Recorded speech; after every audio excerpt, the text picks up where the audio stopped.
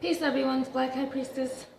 I'm streaming in landscape because I have my phone on the charger. It's Tuesday, how's everyone doing? I've got some tea. I made my tea already. I just really, I guess kind of quickly wanted to just talk about some things. I got an insight last night about just some dating guidance for sisters, and I wanted to, talk about the four elements.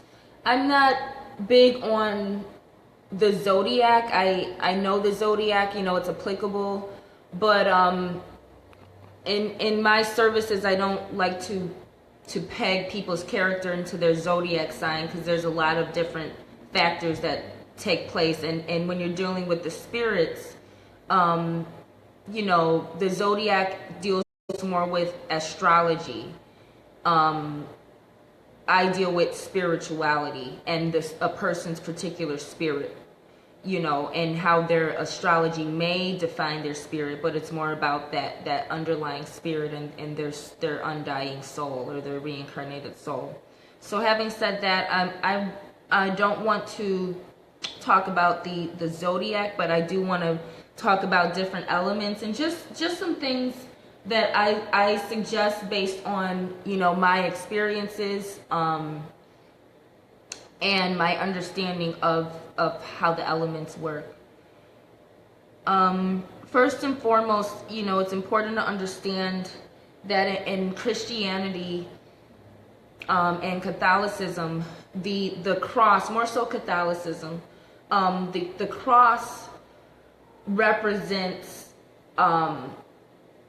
in a sexual context two phalluses, and the principle of femininity that the Ankh has, that has a womb balanced on top of a phallus, represents peace. Ahmad represents the balancing of the feminine principle on the masculine principle of the phallus. So it represents the phallus, or the masculine principle, holding up the female principle, elevating it, and keeping that balance between the two sexes and principles.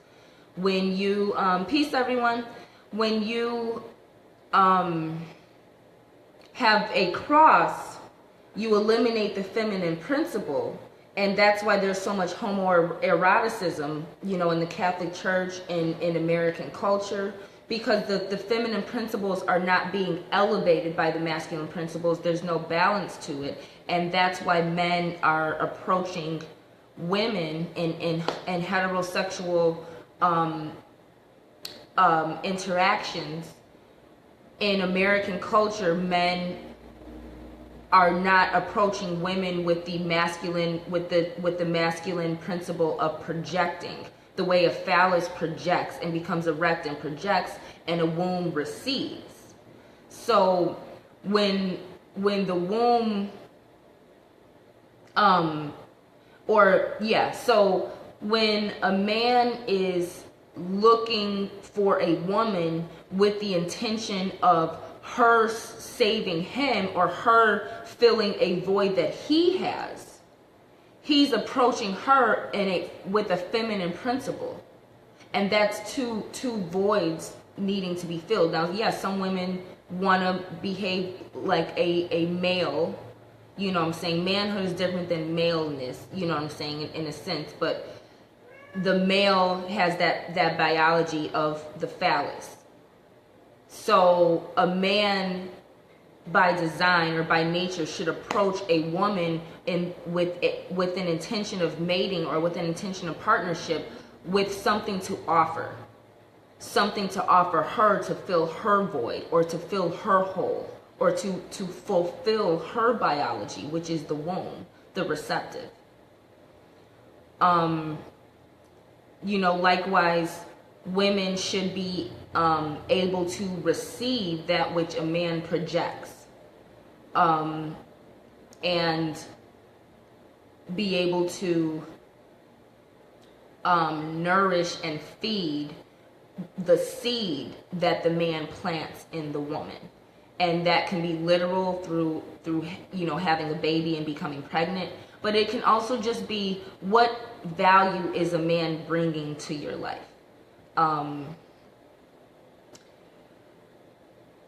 So I wanted to mention that and talk about some of the ways that religion has put women at a disadvantage, because it has given men certain social rights that they haven't necessarily earned, just by making men seem more divine and seem more in a position of authority and closer to a God state, and making women seem to be like naturally evil, or oppressing the female principles and powers. But also in American culture, a lot of men are not understanding the need, the deficit of black masculinity that is happening to black women, and how the deficit of black masculinity in general is not creating balance in the world in itself. So I just made a few notes of some things that I suggest sisters, in alignment with the elements with dating. So dealing with the element of air,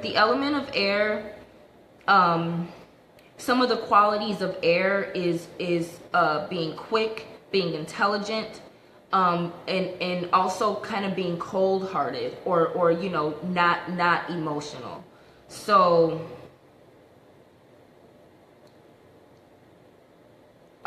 what I put here is, with those qualities of air, or a person who may be an air sign,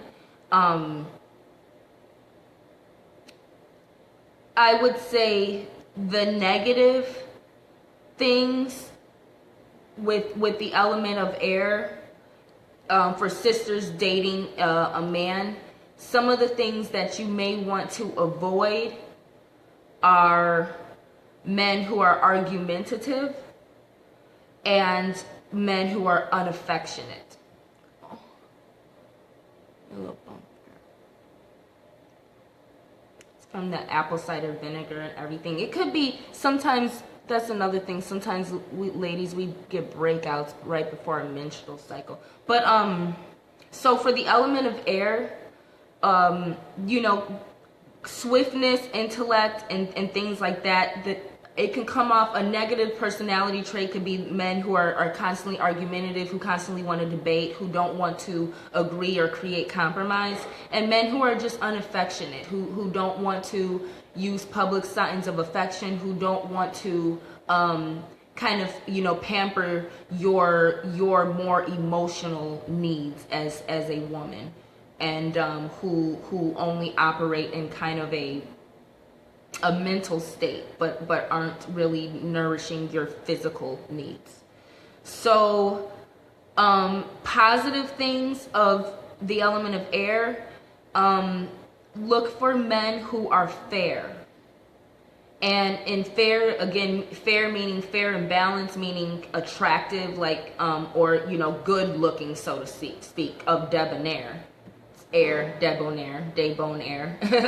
But men who are fair, meaning the element of air can easily turn into male chauvinism and overbearing tyranny. So you want to date a man who sees you as an equal and doesn't use his swiftness and his masculinity to be overbearing or to be controlling.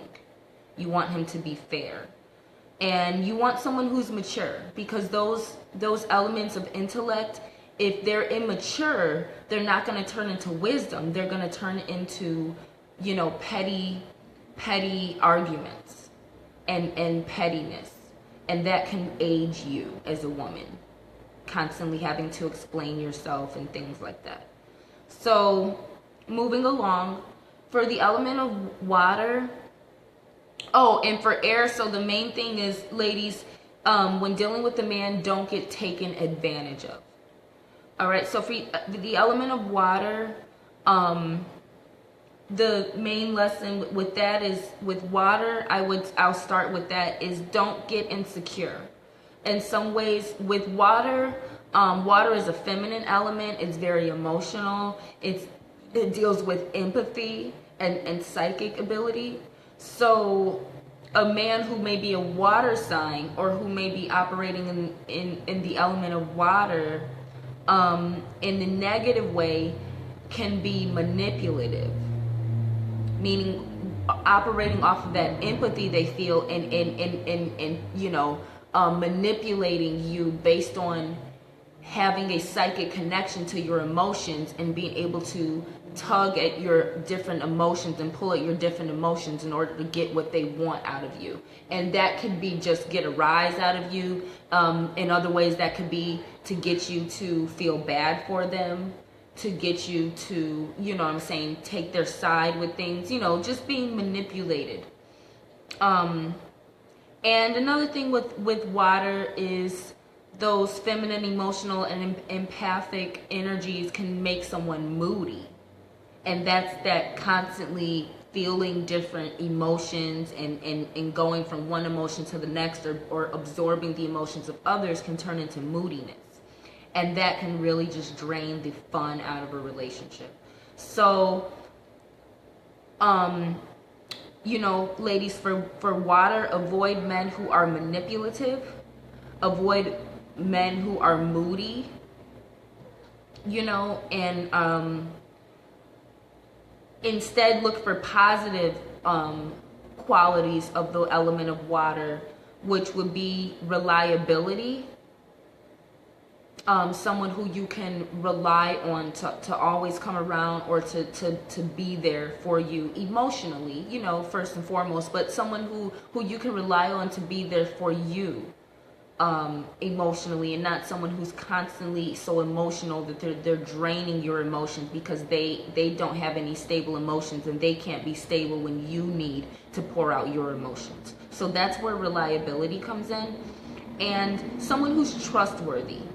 Again, water and water signs can manipulate very easily. So you want someone who you can trust to have your best interest in mind, and someone who genuinely loves you, not someone who is in a relationship with you because you're easy to manipulate, and because they can use you to their advantage and dispose of you when it's convenient.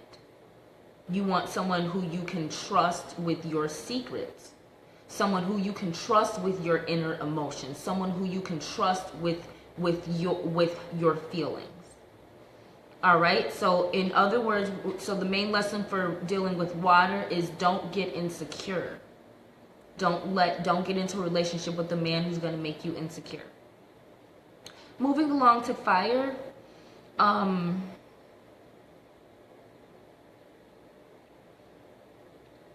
With fire, I put positive things about the element of fire and fire signs. Peace, everyone. Thanks for the love.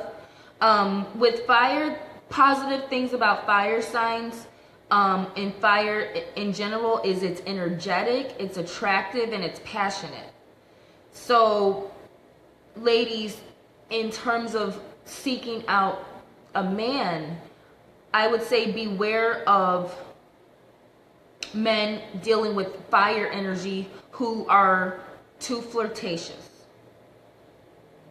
That energy, that attractiveness, and that passion and things like that, that can be great, that can make things fun and artsy and everything, but you don't want to get involved with a man who's too flirtatious and who is constantly feeding fires, or allowing his sexual fire to be fed by any wood. You know what I'm saying? Pun intended, things like that. But and you don't want to deal with a man who is going to be annoying. So someone who is constantly in a state of energy where they become like a baby who can't calm down, who's just constantly crying for attention and constantly needs to be fed your energy. You don't want a man who's annoying. And one date of, a fun, good time, or an adventurous time and passionate sex, after months or a year or whatever, can easily turn into a person who's like a big baby, who's annoying, who is just another mouth to feed, or another energy that is draining you, things like that. Peace, Asifa Nibiru, Asmasa. How's it going? What if a person is already insecure as a water energy? Then you shouldn't be dating. You should be healing. You should be finding your confidence. So when you go into dating, you won't be manipulated. Remember, in water, I talked about manipulation, emotional manipulation, and empathy. If you are insecure, it's likely because that last relationship, if you know, this is for single ladies, it's probably because your last relationship left you at a deficit or left you insecure, or it could be things stemming from an experience that lowered your self-esteem. All right? You need to heal from that experience and regain your security by looking in the mirror, pampering yourself, by going out in different places and finding out where you're accepted. Water deals with community, so you need to be a part of a community of people who accept you and people who are like-minded, so you're not constantly being judged. Being judged all the time can make you insecure. And you need to be working out and doing breathing exercises, drinking water, and eating healthy, so your brain is healthy enough to program your emotions and program your body and your habits. Insecurity can come from consuming too much media that is false illusions, and your life doesn't line up to what you see in media. So stop watching media that makes you insecure, and stop hanging around people who make you insecure. Again, I sometimes am on the receiving end of that. There's been plenty of times where I get ostracized because I'm a dark, sexy model, but the women who are getting together to heal may be women who are overweight, or women who are single mothers, or women who are not witches, but maybe they're Christians, things like that. So again, I understand that if women are coming to heal, they need to be around like-minded women where they feel accepted. So you, Asifa, if a person is already insecure, they should not be dating. They should be finding their niche in life and finding their security and finding a circle of life, of community, of friends, of job that feeds into your individuality. It makes you feel confident with who you are, not with who you're not. All right, so moving along, with fire again, avoid men, ladies, who are too flirtatious and men who are too annoying and who need too much attention. But the positive qualities of that fire energy, the attractiveness and passion, you want to look for a man who is healthy. Fire, that energy, that passion, someone who's active, someone who works out, someone who becomes passionate about their own life and invests in their own energy. Look for someone who is healthy instead, and healthy also means emotional health, where you don't need to flirt all the time, and you don't need to manipulate people. You don't constantly need your ego fed, because you have a spiritual health and an emotional health and a mental health where you have a level of security where you don't need to be fed by outside sources. So look for a man who's holistically healthy, meaning all around, holy, and look, instead of for someone who's annoying, look for someone who's loyal. You want someone who can discipline all of their energy, their sexual energy, their ability to attract, their passion and creativity, but someone who can focus that into a relationship, into a reciprocal relationship with you, instead of constantly dispersing their energy among other women and other things, other activities. And then when it's time to be romantic with you, or when it's time to relate to you, they don't have the energy for you because they've expended it in all of these other women and all these other places, and now you're not getting what you need from this partner. So that's the things to be careful for with fire signs. And with the fire sign, the lesson that I have with fire is don't get humiliated in public or caught in drama. That is something that can result of dealing with a fire sign in a negative way. Again, it's public humiliation to be dating someone who is cheating on you. That's public humiliation. Being caught in drama. Someone who needs attention can easily turn into someone who is constantly starting arguments in public and constantly getting caught in drama, constantly getting caught in gossip, and now you're in a relationship with someone who's more about drama than being a partner to you that is suitable. Moving along to Earth.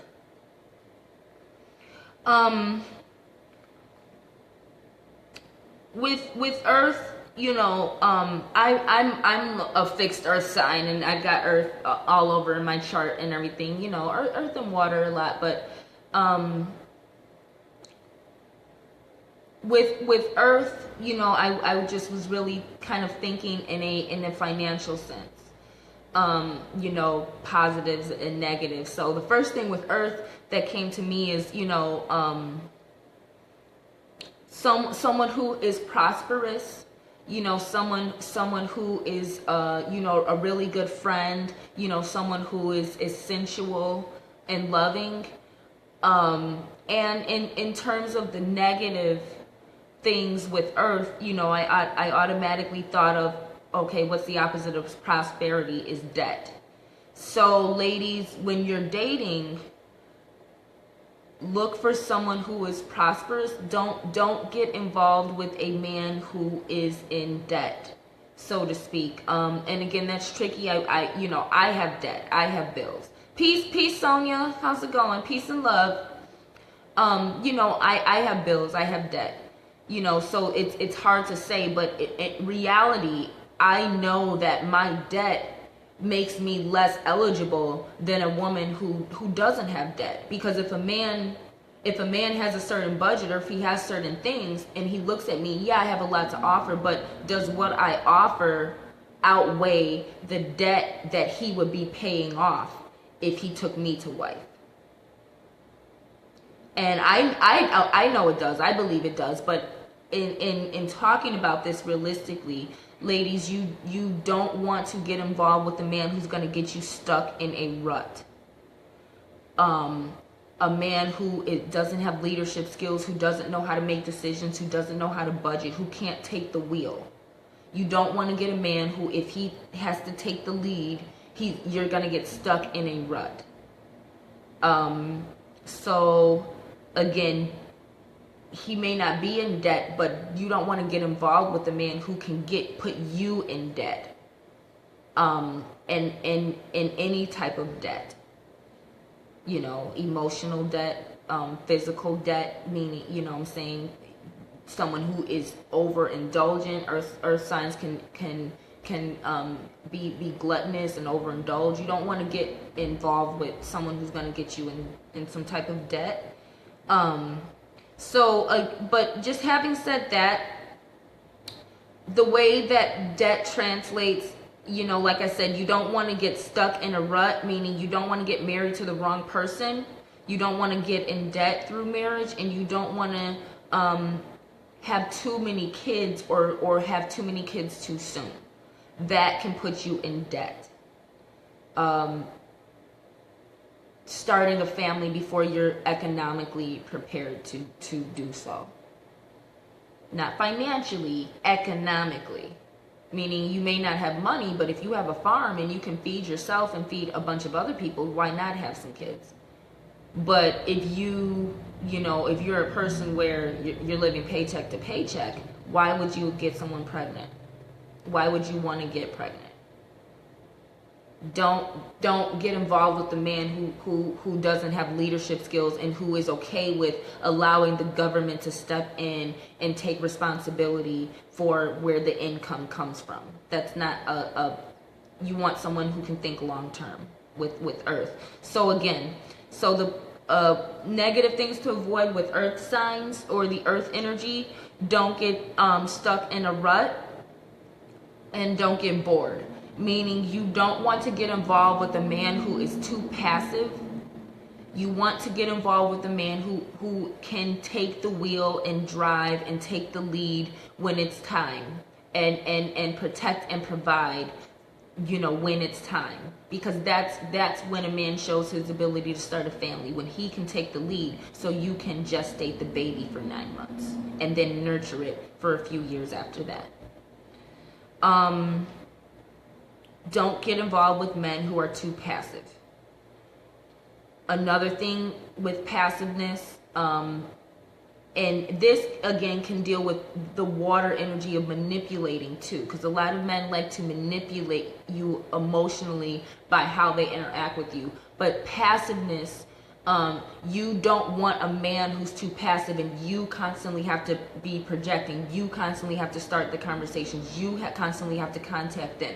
You constantly have to come up with ideas. You constantly have to be the one to make the sex better or interesting. You constantly have to budget. You are the one doing everything, and all he's doing around is sitting around and just make whatever he's doing. Don't get involved with a passive man.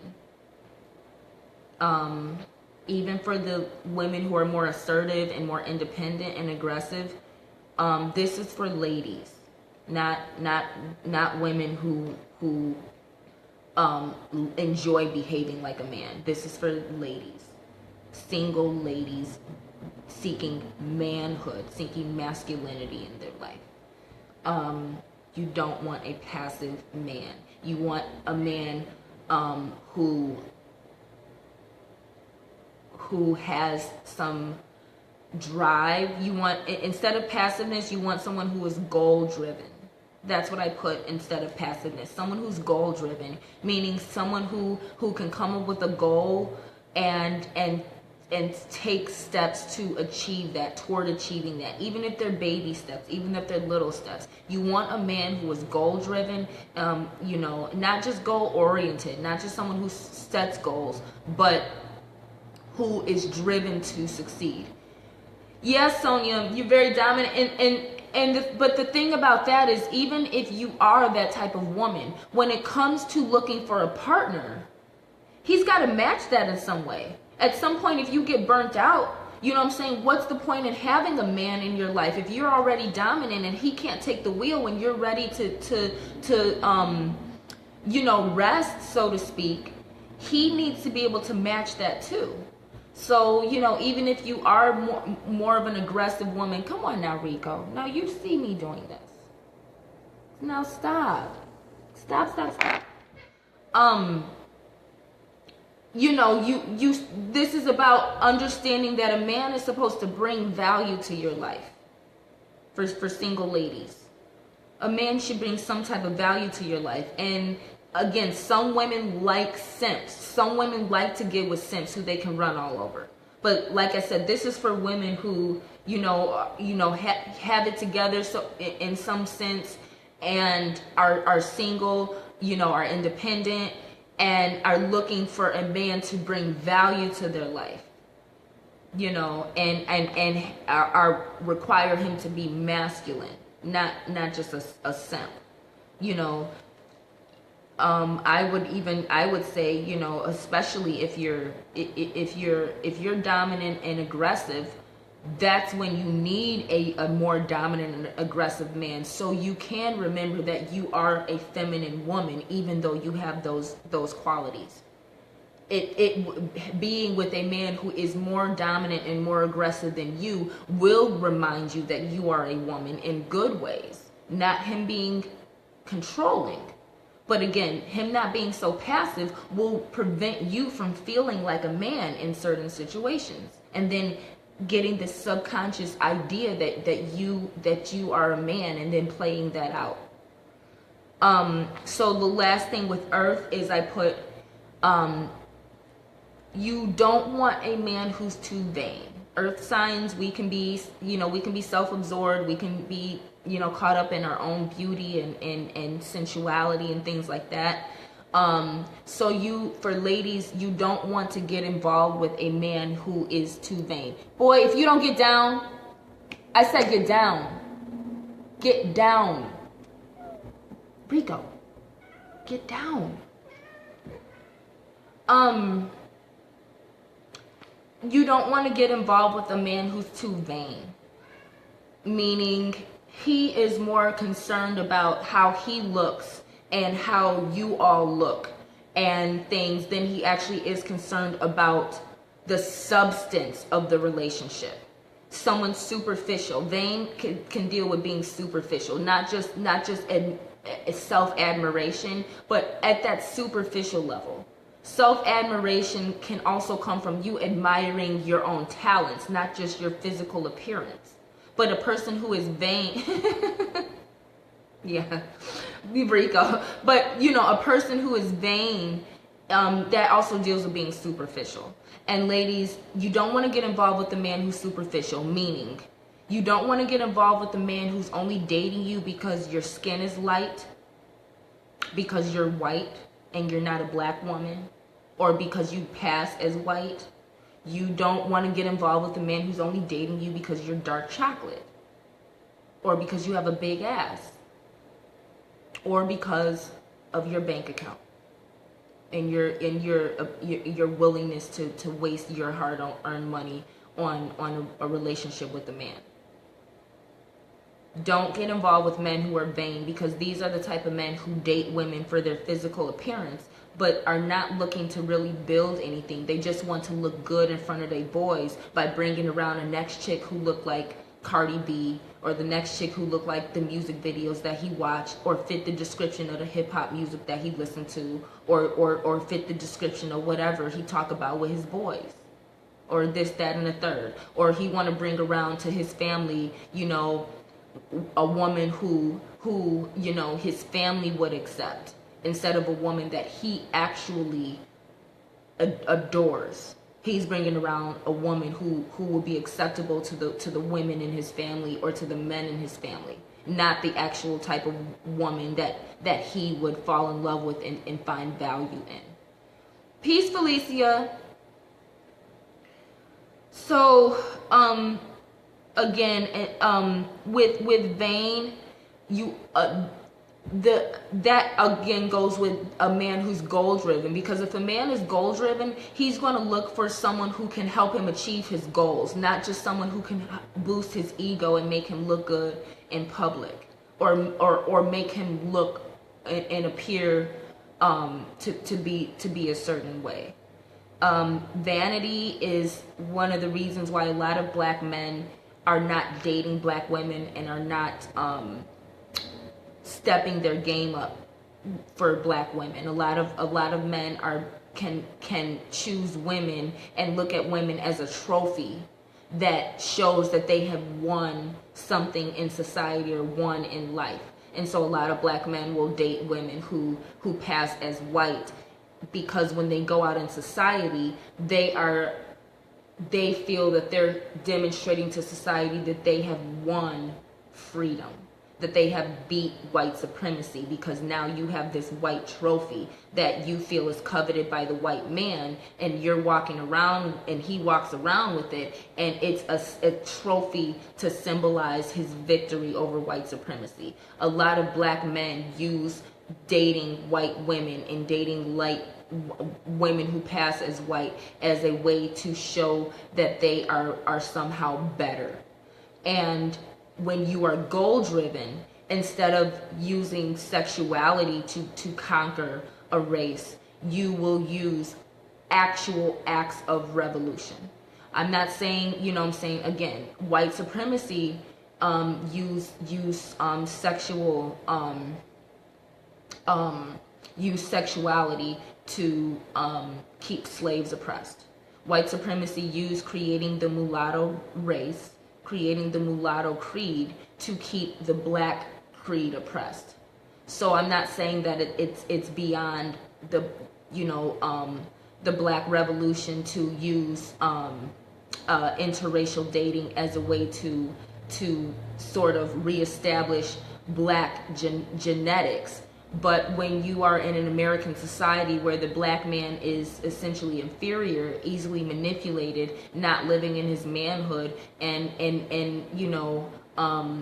very stubborn to honor the black goddess, and I'm not talking about this, oh, the black woman is God. I'm talking about the black woman is the goddess. It's easy for a black man to say the black woman is God because you're still viewing her as something masculine. And that's why you date white, light-skinned women. Because you still are associating masculinity with the black woman, not femininity. If you believe the black woman is God, then it's easily in your subconscious that the white woman is the goddess. So this is the level of inferiority that the black man is under, a severe spiritual spell. I deal with the spirituality of it. And these are some things, sisters, if a man is goal driven, he's more likely to be a revolutionary. And this doesn't just apply to black men. You shouldn't have to be black to fight for justice. So whatever type of man you're dating, sisters, he should be goal driven and should see his responsibility to you as a black woman, and he should be aware of the way the world is, of the third dimensional world, and set future plans for the prosperity of the relationship and show that he's serious. So, that, again, doing something in vain can be, oh, we're just dating, we're just fucking. But being goal-driven can be like, okay, are we dating with the intention to get married and to be life partners? Are we dating with the intention to start a family? Are we dating with the intention to build a business that we can together make flourish for the community? What's the intention? Establish those things, ladies. If you're looking for a man to bring value into your life, not just dick in the box. So, as of now, I think I've said pretty much the things I want to say. I felt like it was important to talk about just seeing how feminine and bitch made and passive and emotional black men have become, and seeing how much black women are suffering the inferiority of the black man, meaning the spiritual spell that he's under from American propaganda, media, culture, food, and religion. And black women just losing all types of hope. Again, there's a lot of single sisters meaning those of the goddess Isis, sis. The star, Ishtar, Isis, Ishtar, Isis star, sister, black women, single black women, the sisters. It's important to set these standards, because you are, us as black women, we're treated the worst in American dating and society. We're treated the worst. We're disrespected. We have the least resources available to us, and we are the most educated, but also the most single, and we are depicted as deserving of abuse, deserving of ridicule, deserving to be single because we're smart and educated and are able to achieve the same standards that white women are portrayed as deserving simply because of the color of their skin. But when a black woman sets those same standards that white women are given, then she's treated like a bitch. She's treated like a man that needs to be torn down. So black women, we have it very hard. We do. It is good for us to acknowledge how hard we have it. It's good to acknowledge how black men are behaving on social media and constantly bashing us, constantly bashing black women for speaking up about the fact that single motherhood did not happen from immaculate conception, and about the fact that these men are leaving and doing whatever they want to do and not taking responsibility, not helping, the fact that black men are not dating us but using us and mistreating us and you know what I'm saying, claiming a lot of things out of their mouth, but their actions don't line up. You know, the way that black men speak to black women and are resentful of a black woman's intelligence and are resentful of a black woman speaking up for her right to experience manhood that is at a deficit in the black community, speaking up for her right to be treated like a woman the same way that the world believes that white women deserve to be treated. But black women are constantly met with disdain, with aggressiveness, with fear. We are not met with love, we're met with fear. And we are constantly being compared to white femininity. And no matter what you do or what standards you achieve, if you are a black woman, you're going to be feared. So, you know, sisters, I just wanted to talk about these things, some of the things that I experienced dealing with the black men that I've been attracted to, the men in general, you know, of all creeds that I have dated, dealing with men who I have worked with, dealing with men, you know, in my family and, you know, just friends, things like that. We have to set a standard for manhood. Too many of us black women, we have male friends who they're friends and they're around, but when you need him to be a man, when you need him to be a male friend, that male friend who calls up the dude who mistreated you sexually and checks him, or shows up at his house and tells him, you know what, you can't treat my friend that way. She has male protection. She has male men who care about her, and you can't talk to her that way. You can't mistreat her. Who checks the men at the job, or sometimes the other women at the job who are mistreating you because you're black, or because you're different, or, you know, or because you seem like an easy victim. That's the purpose of having a male friend. But a lot of these male friends, sisters, that you have are just men hanging around, waiting to see how far they can get sexually, waiting to see what type of benefits they can get from your friendship, but have no intention to protect or provide or to be a friend to you. Yet you standing up for these niggas, you speaking up for them, you constantly speaking up for the black man and what the black man needs and the black man is. You constantly doing these things. That's backwards. That's because the black man says, oh, the black woman is God, so we're going to let her run the revolution, but we're not really going to give her credit. We're not going to give her a pedestal. We're going to let her do all the work, and we're going to take the credit for it. And when people feel bad, let's feel bad for black boys instead of the bunches of black women who are leading the revolution, getting no credit and doing it alone, while black men go have fun with any race and anything and play around with the desperate sisters who are revolutionaries and are in desperate conditions. And you play around with her emotions and with her body and with her mind because you guys are boys playing video games. So sisters, remember what level of masculinity is in the matrix right now, and the deficit. And remember, black men who have black masculinity are being heavily manipulated against the black woman. And that a lot of times starts with the family. So a lot of sisters, if you're dealing with a single black man, if he's not being pulled in all these different directions from single, you know, women who are throwing they bodies at him and throwing their energies at him, a lot of women in his family are probably actively, spiritually feeding off of his manhood and preventing him from being a resource to a single black woman.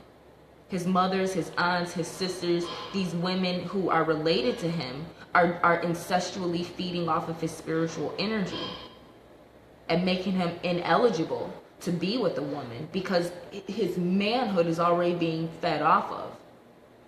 He's just a ghost in the shell, essentially, and he may be single, but his manhood is going to the women who are in his life, who come around and feed off of him as if he's their husband, because he's their source of energy. So this is why, you know, black men, this mama's boy stuff, you know, has to stop. black men being mama's boys is you know, it deals with, you know, things that happen in slavery. But black men being mama's boys is a lot about what happens when there is no man in the house. When there is no man in the house to raise and establish discipline and order and progressiveness, then the woman develops an emotional attachment to the boy in order to fill the void of not having a husband or a lover or a disciplinary in the home. And when he grows up of age, she is already treating him like the vicarious husband. And a lot of times the way that looks like is when a woman has a man and has a son and a daughter, has sons and daughters, and there's no man in the house, that woman starts seeing the daughters, once they start menstruating, that mother can start seeing her own daughter as feminine competition instead of someone who she has to guide into life and teach lessons of womanhood. She starts to compete with her daughter because she's young and she's cute, and now she's menstruating. And so what that woman does is she starts to push the daughter away and force the daughter to get out of the house. How does women do that? You force your daughter to focus on education, to focus on starting a business, to focus on being independent so she can get out of the house. But you pamper the boy so you can keep him close to you. So now that the daughter, who's the competition to the mother, is out of the house, she can develop a more intimate relationship with the son who she has now turned into her husband. And she doesn't have to worry about other women. This is how the psychology of single mothers can, in a lot of cases, not all, but many cases, develop when there's no man in the home. And this is what happens a lot of times in the black community, and why black women have so much hatred toward one another. Because there's so many single black mothers, and when there's sons involved, these black women are competing with each other and coveting their sons and seeing other women as competition, because you're seeing other women as competition because the resources of manhood are not available to the black woman. So that's why I say these things to black women, because when we're dealing with black men, these men are bitch made. They're under spells.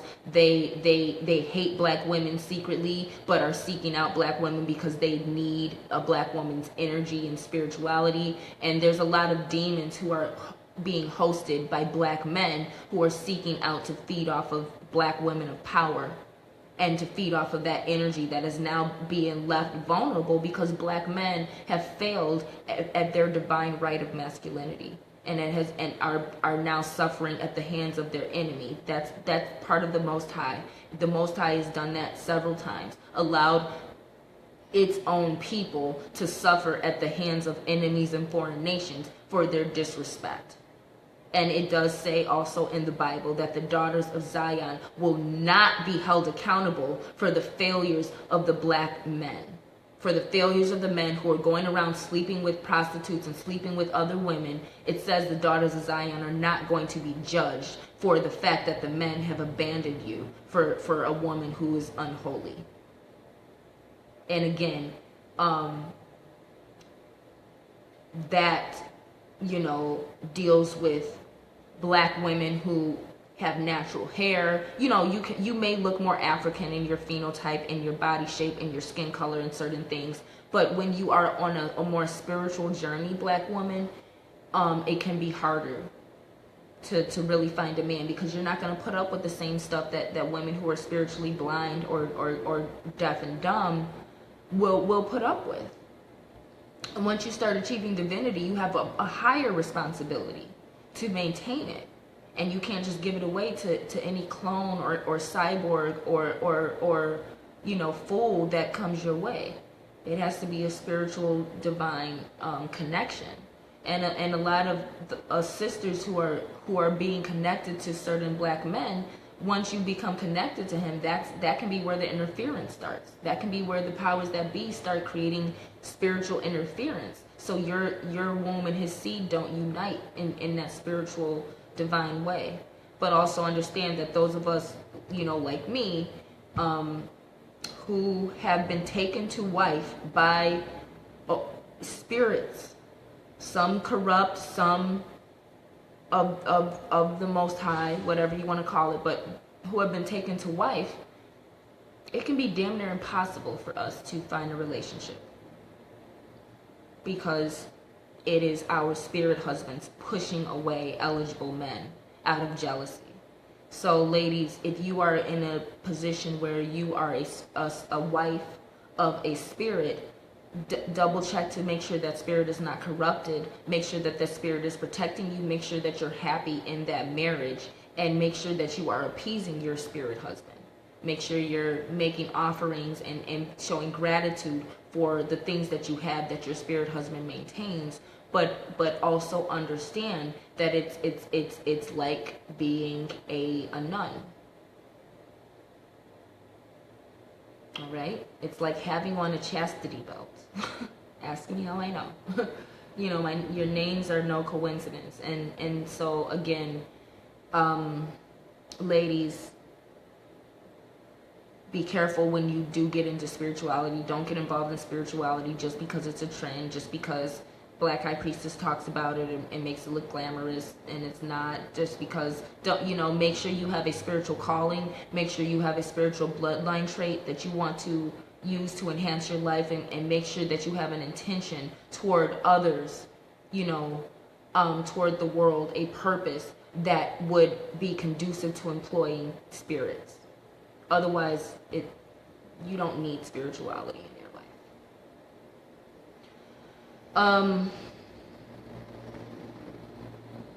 Well, I does anyone have any questions at all, real quick? My tea's gotten cold. But thank you, Sonia. I wanted to show you all that yesterday I had to redo my the Blacksmith's Bride. This is this is Bride of the Alchemist. This is my Bride of the Alchemist piece here. And I had to make some I sure will, Sonia. I'm gonna check my inbox. I just had to refortify this one, and I made another one. Now this piece, because of it has a few more stones in it, it's a little heavier. I'm thinking this one I'm not gonna sell for less than $45. Like some of the other ones will just be $25, $30, like the mermaids. But this particular one, some of them, with the Ogun energy, it's a little heavier. It has more hematite. It has more stones. The materials, cost a little bit more. So I will be selling the Bride of the Alchemist for $45. And these are Elekis. Bride of the Alchemist is infused with Ogun, the Alchemist, energy, and Ezuli. And this is one of the brides, meaning this is one of my pieces that represents matrimony. So I have three brides: the Garden Bride of the Alchemist and the Blacksmith Bride. The Blacksmith Bride is this one, just to remind you guys. And this one I just kind of keep up. And again, that's hematite. It's a glare. But this is the Blacksmith's Bride. You can see it's green, black, pink. Again, that bright sun glare. This is the Blacksmith's Bride. And this is Bride of the Alchemist. All right, y'all. The Blacksmith's Bride will be like $54, and this one will be $45. These are the more expensive Elekis. Like I said, the original pieces I'm gonna sell for in the 100. The original ones that are infused with the spirit, but the copies, the duplicates that I'm making now, that will be for sale. These are spiritual Elekis, and like I said, they'll be, all of them will be between $25 and $75. Yeah, you know what, Steven? I've got to get some stuff together. Like I said, this week I wanna make some duplicates so I can get ready to sell. But I've got some stuff to get together. I got to get some more products to make my Lady Luck soap. I got to get an herb grinder so I can package my Ibukole incense. But I got to get a computer so I can, it's more convenient for me to update my website, start my Etsy, and get these things together. Like I said, the original pieces, the original Alekis, the ones that I wear, that were the original designs that I was possessed by the spirits when I made them. Those will be auctioned off as art pieces. Those will be for sale between, depending on which one, between 200 and 500. I'm guessing between 200 500. The duplicate copies will be between $25 and $75. The so far, if you guys want to, while I'm talking, if you guys want to see the most expensive one that I have so far is this is the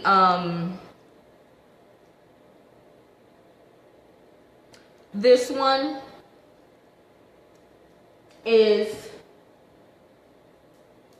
the King's Niece, and the King's Niece is the most regal piece that I made. It does have Iyami mysteries in it. It is infused with it's infused with Yansan, Oshun, and different aspects of Ejuli, as well as Shango. And it does hold mysteries of the royal court and voodoo. And this is the King's Niece. And this is one of my princesses. So I have princesses, brides, and mermaids, and dead girls so far. So those are the 4 Loa energies that I have in my intuition series. And all of this is part of my intuition series. So this is, if y'all can see pretty well, this is the King's Niece.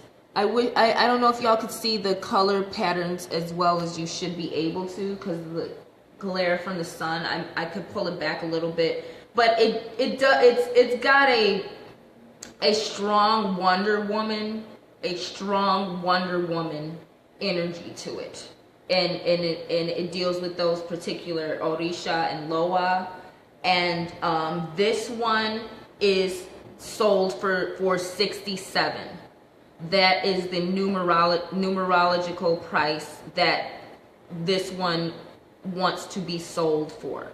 This one is $67 dollars. Again, this original piece here, I will be, this one is my copy. I'll be auctioning this one off, once I get all the duplicates. But I will be selling this piece for 67. And they're priced based on labor. They're priced based on numerology, and the spiritual energy, and they're priced based on cost of the products as well. So and I do have a bracelet for the King's Niece there. This is the bracelet, and hopefully the bracelet can get you guys a better idea of how the patterns are. And this is the most regal piece that I have in my intuition series. So, I'm going to be working on that today. And again, these earrings are the dead girl earrings. Well, the thing, Sonia, is I'm well past initiated. And I'm making these Alekis for the chosen ones. So, they do have spiritual energy, but I don't want my products to just be for initiates. I want to market them to initiates, because initiates will understand the particular Loa and Orisha that are within these pieces. But I don't want my products to just be for initiates. These are for people who see value in them. And a lot of times initiation has nothing to do with being chosen by the spirit to wear their energy. And these products are for anyone who is chosen by the spirits within them to wear these energies. And yes, these are elekis that I, as Black High Priestess, have the rights and the mysteries and the gifts, and I'm endowed with the spirituality to make. So, you know, initiation is about being able to do things like this as well, using your art and creativity to be able to manifest the spirits and utilize them. Not just wear stuff and claim that you got initiated and someone told you this, but you don't know anything about yourself or the spirits or how to be of service to another person using spirits. And that's what Black High Priestess does. So I'll check my inbox. Does anyone else have any questions? Again, for Felicia, yeah, you know, Felicia, I'll probably talk a little bit more about the differences. And then Felicia, I was answering Sonia's question, but I see your question. For mine, no, you don't have to be initiated to wear them. I, as Black High Priestess, I can let you know what your aura is. I can initiate people. I can activate people. I can give people Vodun initiations. I can give you Yoruba initiations. I can give you Voodoo initiations. I can give you those things. And these elekis are my way of giving people initiations, or giving people spiritual services. These elekis are a form of my spiritual services. As Black High Priestess, I am capable of doing these things that very few people are capable of doing. Not taken away from other people's rights. But this is this shows the power of my initiations, and it's not going to be diminished by somebody purchasing these and wearing them. The spirits know, you know, what they want, who they want to wear them. People are going to be drawn to these elekis that they need for their spirit. That's what it's about, you know what I'm saying? People are going to be maneuvered by the spirits to come buy whatever lekis they need for their healing, for empowerment, for their protection, or just because the spirit chose them to wear these energies. Like I said, that's why I'm doing duplicates so they can be marketed, but I have the original pieces, which are initiation pieces, which will cost hundreds of dollars. Because these will be pieces that I personally worn that are a higher initiation than the duplicates. These patterns were made by the ancestors. So I'm not taking away from my talent, but that's how this works, and that's why I'm doing elekis, because I see that elekis, they have the traditional things to it, but we need people who have a direct connection to start initiating people into the spirits. You know, when it's like this. If you're married to the spirits, you know, then you know more about them, as opposed to somebody who has no intimate relationship with them, but has just heard about them. You know what I'm saying? It's like Umar Johnson, for example. He's fairly popular. He's someone that people have heard of a lot. The whole world doesn't know him, but he's pretty popular among the black community, among people who are trying to be conscious, this and this and that. And he has the Shango. Even though he's got a little Ogun, but he's got the Shango. So, where was I going with this? So my example is this. If someone only has watched Umar Johnson's videos, they can only go off of what they see about him and what other people have said. But if you were that stripper who had a relationship with him and wrote a book about it, or if you were Tariq who did business with him and was part of and produced, Hidden Colors, and you knew Umar Johnson as a business partner, if you're a family member, you know other things about him that you can give other people the inside scoop and the truth that other people who are just viewers, they wouldn't know. That's what I do as Black High Priestess. I'm letting people know about African spirituality and the occult in general. the esoterics in general, of witchcraft and occult science, based on my intimate relationship with them. And I'm helping people understand that you don't need these white supremacist forms of initiation that really put a middleman between you and your divinity. That's what I've always been trying to teach, but now I'm showing people that, you know, I didn't get initiated by some human being. Nobody, no human initiated me. Papa Legba came and initiated me.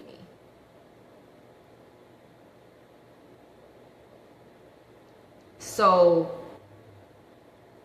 this is my way of reminding people that there are real root women. There are real people out here who really deal with the spirits and are not using it as a new age propaganda and a business franchise. That it is really about utilizing spiritual energy to heal, to give something of value, and to help a person be empowered. And there's nothing more empowering than a person wearing something that is aligned with their energy, something that matches. When you dress in clothes, you're matching your aura and your energy, and that's what Alekis are about.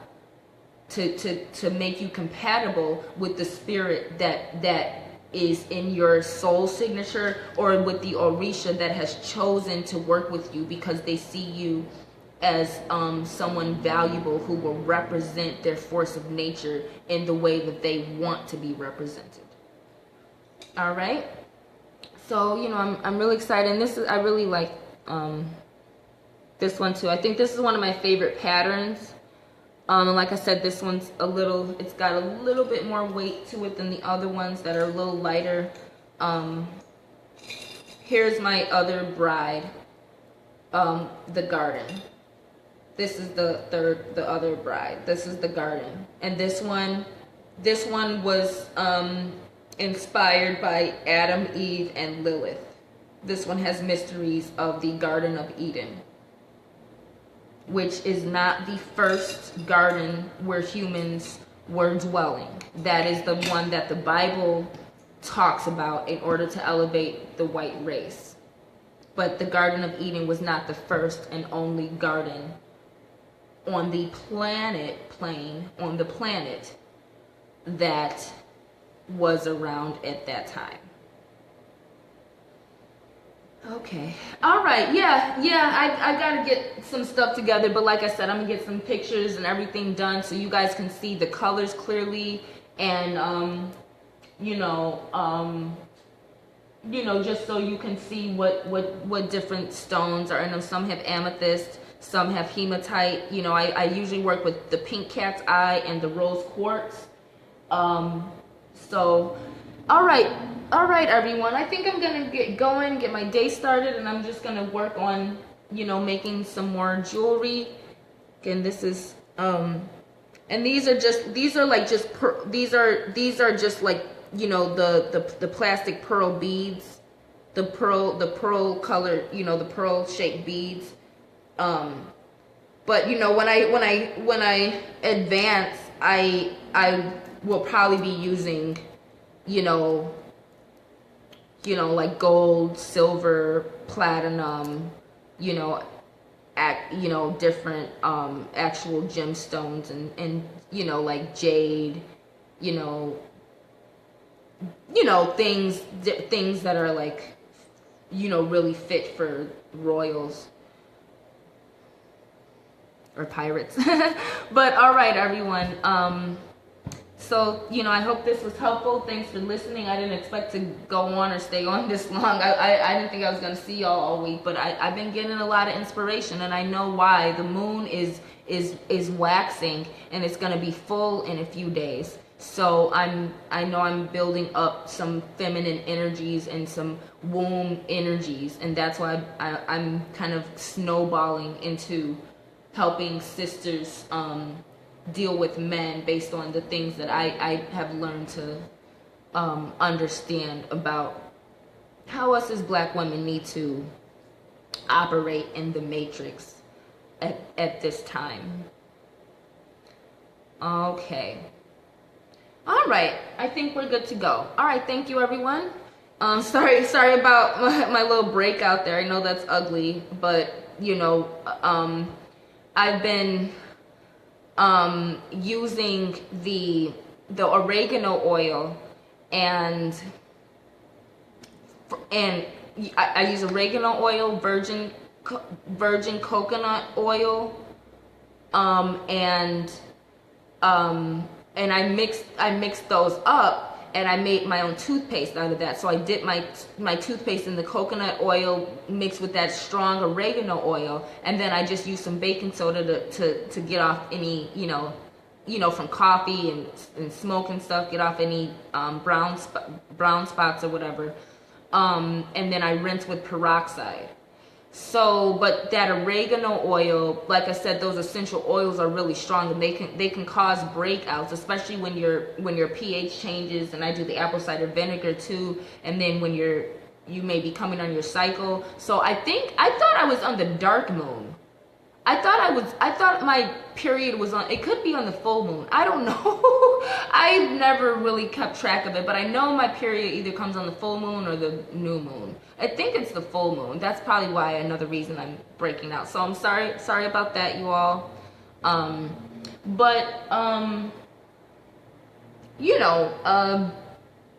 When toxins release from your body, your skin is an organ, and it can release toxins in that way too. And that's why sometimes when you break out, it's a sign that your body is cleansing itself of bacteria and infections and parasites and things like that. And that's what the holistic remedies do. All right, well, enough about that. All right, peace and love, everyone. Thanks for watching. Enjoy your Tuesday.